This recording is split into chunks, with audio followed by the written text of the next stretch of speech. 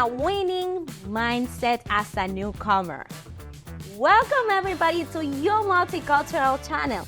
Today at the Newcomer Network, I am sharing with Dr. Shade. Hello. Hi, Dr. Shade. How are you? I am well, thank you. How are you, Jocelyn? I'm good. So happy to have you here, as The pleasure always. is mine. Thank you for having me. Dr. Shade, this is a wonderful topic, a winning mindset. But before we start, I want to give you all the time for you to present yourself and tell our audience what you do. Thank you. Thank you for being here with us. My name is Dr. Shade. I am the founder of the Leadership Synergy Institute. I like to keep it short and simple today because it's not about me. Okay? The work I do is mainly to empower people. There's nothing that gives me joy, nothing that gives me more satisfaction than just being around people and helping them become the best versions of themselves, just helping them elevate and become everything that they can aspire to be. Because you know what? We all have it in us to be more. And so that's what I do, and that's what I do with great today pleasure. We are going to empower newcomers. Yes, I'm excited to do that. How everything started.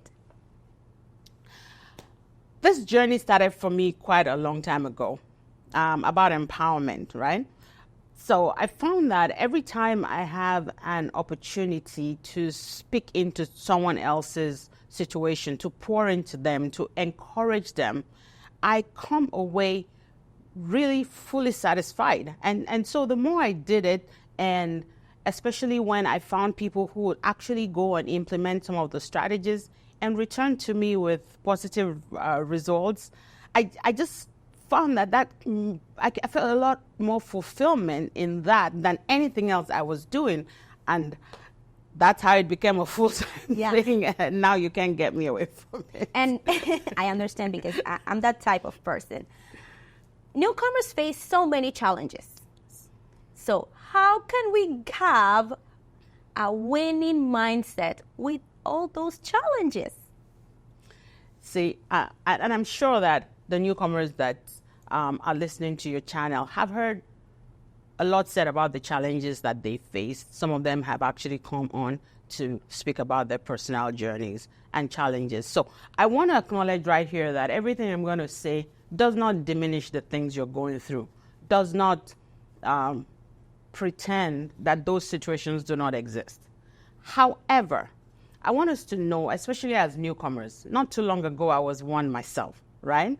And the difference between those that actually go ahead to thrive and those that crumble under every pressure that comes their way is actually mindset.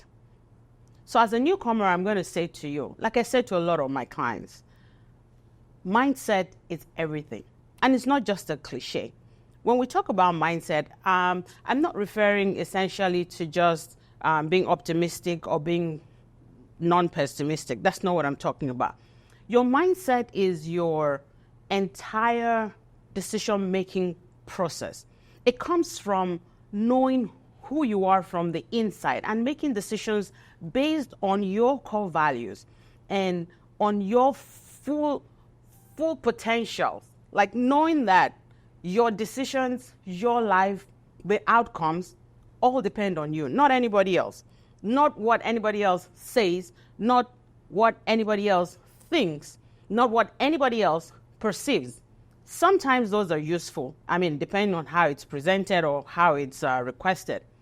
Ultimately, when I'm talking about mindset, what I want you to envision is an entire being and knowing of I am enough. And I'm not enough because I don't need other people. That's not what I'm talking about. I'm not enough because other people don't matter. I'm not enough because the realities of the society don't exist. That's not what I'm talking about. But I am enough in knowing that even when I'm in a particular situation, and even when those situations happen to me, I am not that instance, and I am not that incident. I am me, and the embodiment of everything that makes me can handle it. And I can strategize my way out of any situation. Once you know that and you encourage yourself in that, then everything you know comes to play, and they back you up and they help you to overcome. So I don't know if I'm talking too much, but that's great. Just don't have a defeatist mindset. As a newcomer, that's really easy to happen to anybody, right? It's like when any of us visits a new place and you don't have directions, you don't have a map, you're going to feel some stress. Things are going to happen, right? But I want you to begin to see that these things are happening. They are not you. And they can't hold you back, and they do not erase all your expertise. The things happening to you do not erase your competences. The things happening to you do not erase the values and the core of who you are. So if you begin to see that this is an incident, right? This is an occurrence. This is a situation. Now, where's the roadmap? And it helps you to begin to look for the hows, the whos, the whens, the wheres, and begin to ask questions and literally dig yourself out of any situation and flourish. Yeah, I was going to ask you, but how can we change our mindset? It's not like, oh, I'm going to get a hat and I put it on. I'm going to change my mindset. It's not like that, but you're giving us some strategies. And you know what? Last week, I posted something on LinkedIn about that in life, you have ups and downs. Sure. Peaks and valleys. But Absolutely. when you are in the valley, just think that you won't be there forever. So that's mindset. That's amazing, yes. Yeah. You're not going to be there forever. You're going to go up again. Yep. And get ready because you will go down again. That's life. That's life. That's life. Yeah. So you answered my next question. That was like, how can we change that? But can you share with us other strategies? Amazing, both question and strategy you just put out there. So, yes, knowing that there's going to be challenges. There will be ups and downs. Know that and know peace. And just realize that failing essentially is part of learning. And failing is part of growing. Actually, there's not a lot of growth when things are moving smoothly. You don't learn much. Your biggest lessons are going to come from the things you didn't do excellently. Now, what makes it a failure is if you do not take anything away from it. As long as you learn something, as long as you know how not to do it, as long as you get the 999th way not to do it, that 1000th way will work. I think this is because we are very comfortable and we love the comfort zones. We love our comfort zones, yeah. We do. Sometimes that's why we don't want to try something new. Yes. We don't want to make a mistake. That's true. Another thing is, though, when you're coming into a new environment, especially like a place like Canada, a lot of us came in with a lot of expectation. Like, you have these very tall expectations. You have a feeling like every problem you had in your previous home country is just going to vanish the moment your plane touches down in Toronto or Montreal or Vancouver or wherever it lands. However, it's usually kind of a shocker when you find that you're still in the world and there's still people and there's still situations and there's still occurrences and things are still happening to you. Now, what happens to a lot of people is we are mostly influenced by the people we first meet. For most newcomers, they don't just come without knowing anybody. Some are coming to school, some are coming to land with families or friends, or someone has told you to come to Canada and now they're going to receive you.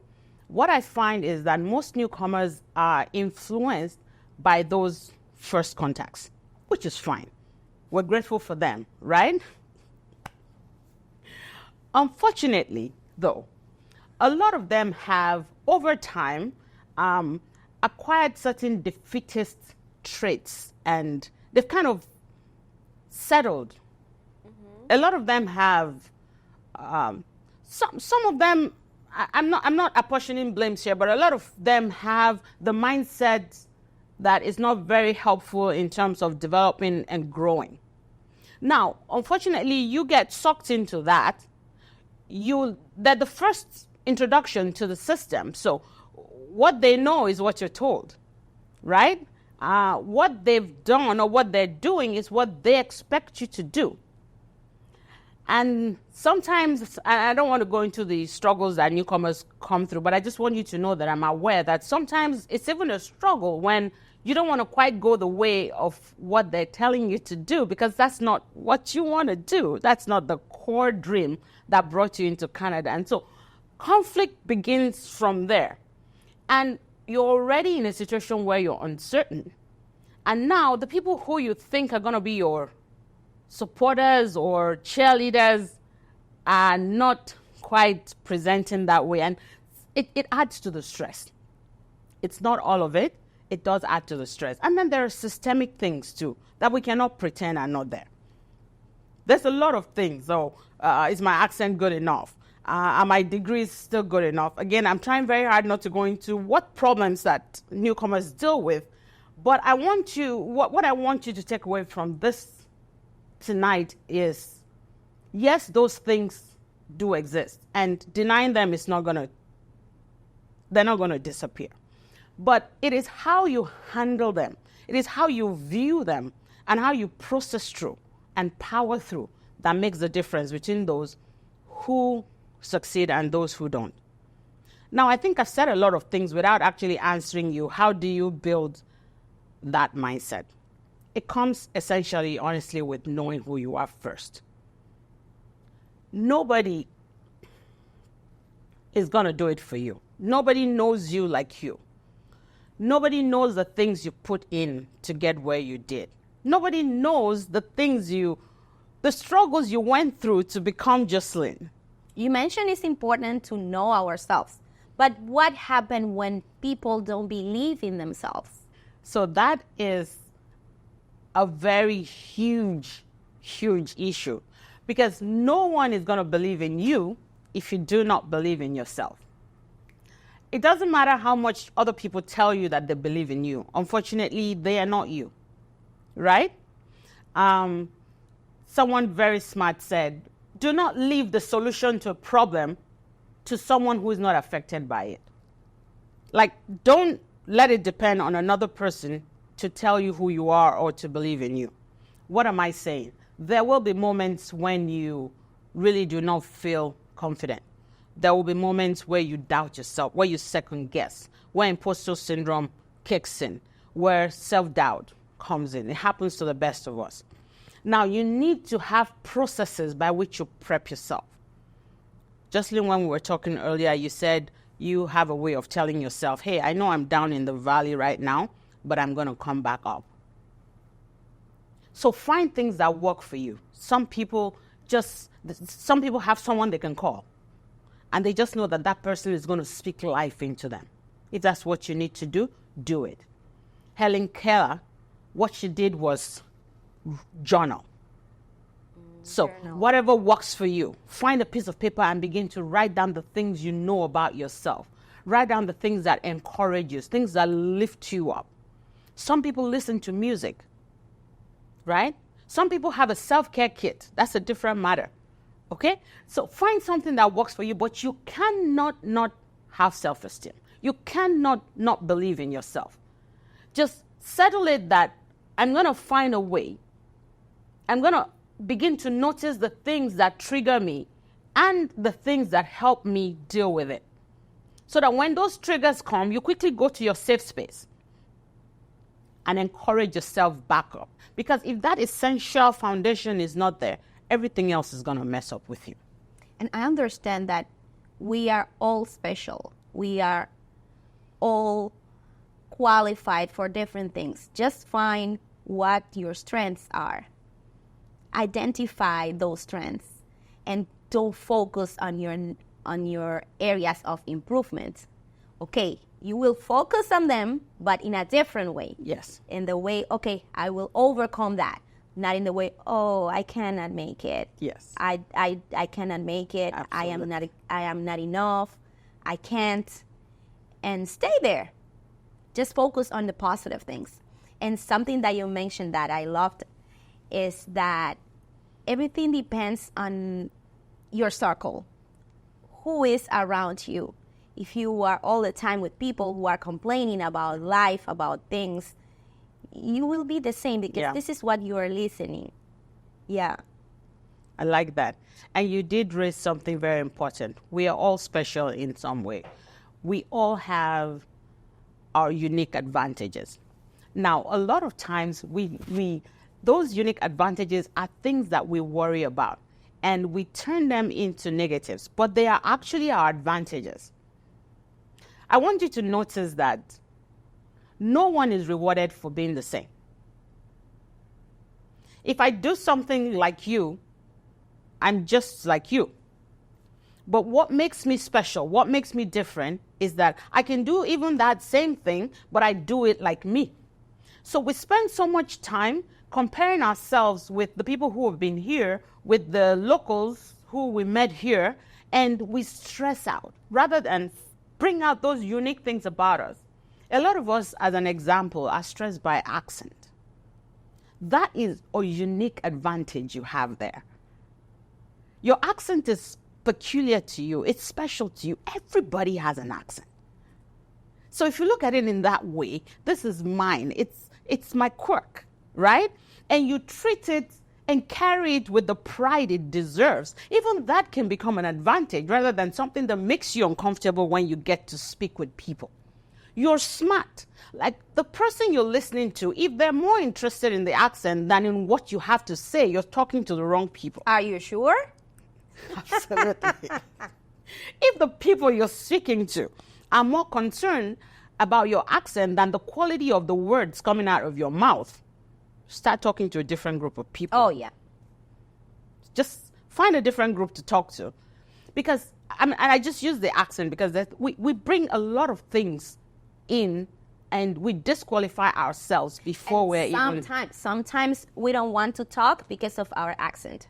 Sometimes we don't want to apply to that job because of your accent. Sometimes you prefer to stay home because nobody else speaks your language. And sometimes we feel people are going to bully or judge you based on your accent. Yeah.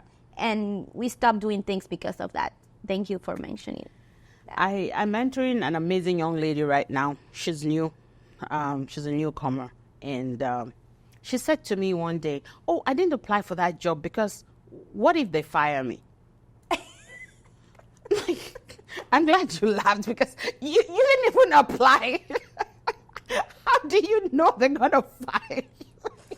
You understand what I'm saying? But these are the pressures we put on ourselves, right? Nobody wants to hear what I have to say. You haven't even said it. And you'll be surprised. You will be really, really surprised. How many people are waiting for you to just open your mouth? And this is very, very common. That's why I was laughing because I had the same example. One of my students, we were supporting her during the job search, and I told her, hey, this job is waiting for you. You can apply. And she said, oh, what if they don't like me? I know, right? But what if they do? But what if they do? Yeah. Yeah. So you see, we're still talking to the core of building confidence within. You need to get to a point of, look, if I get this job, I'm going to go in there, I'm going to show them the stuff that I'm made of and give them 120% and let them see that I'm the best candidate for this job. Yeah. What about that? Yeah. Sometimes I tell them, you know what? Some people with no experience go and get the job. Why? If you have the experience, you have the training, why you feel you cannot make it? You can make it. Go try. And they start thinking, oh, yeah, that's true. I think people need to stay around you and talk with you a lot more. Yeah, because something that I used to tell them is when you go to a bank, who's going to help you? Other immigrants. Yes. They have an accent. They do. If they could make it, you can You it can too. make it too. And I really love what you said, and that's really important, and it's something that I don't think we talk about enough. People who don't have half your qualification, people who don't have half your experiences, people who don't have half your intuition and wisdom and life's journey are doing the things you're not daring because of imposter. If you don't do it, someone else will do for you. Absolutely. Someone will take it. I remember I was planning something and I was struggling to make a decision, so I forgot. I didn't do it. Okay. And a few months ago, I saw someone else did for me, and I said, you see, Jocelyn, that's why. Was it. So if you don't do it, someone else will do for you. Someone else would do it. And that happens.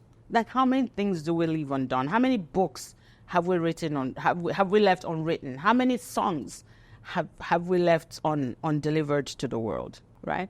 How much talent do we just carry inside us? How much knowledge, how much wisdom, right? I think so, also it's that we feel ashamed. We don't know our value, and we forget to cheer ourselves. Yes. We cheer everybody else. We are very hard on ourselves. True. Yeah, I think this is one of We cheer everybody else. We know what to say to another person who's with. Our friends call us for encouragement, but take time to be gracious to yourself and encourage yourself. And just sit in a hot tub with a hot cup of cocoa or something, and just love on yourself. Just value yourself, because you are worth it. Yeah. And tell yourself, I am all that in a bag of chips. And if you have to stand in front of a mirror and say it to yourself until you believe it, if you have to write stuff on a mirror and read every morning before you step out of the house, if you have to recite stuff to yourself right at the door before you exit your home or your room every morning, do it. Just charge yourself up. Yeah. And believe you I can. know you are our special guest, but I want to bring something to the conversation that will help us with that winning mindset. It's find the positive things in life. For example, we struggle with the children. We struggle with our partners. We can struggle at work. But be grateful. Yes. Be grateful that you have children and they're healthy. Yes. And be grateful because they are active. Absolutely. Or be grateful because this partner, it's not perfect, but there are other people who you would say, no, I wouldn't marry this person. Or you're complaining about the job, but you have a salary every month and you don't focus. Maybe you have a situation, challenging situation with someone, but you have other people who loves you. True. You know, we all the time we focus on the negative things, and we don't see those positive things. True. And I would add that to your list. That is so amazing, because you know what? Gratitude is a winning mindset. If you're grateful, then you're already halfway there. Yeah, yeah. Yes. Any other tip? Other than to say, you've got this. As a newcomer, when you're coming in, be prepared that there's going to be stuff. But in those stuff, find who you are. Create a community, if you can't find one, of people who are like-minded and who want to discuss the kind of things you want to discuss. Make a plan and have an accountability for yourself.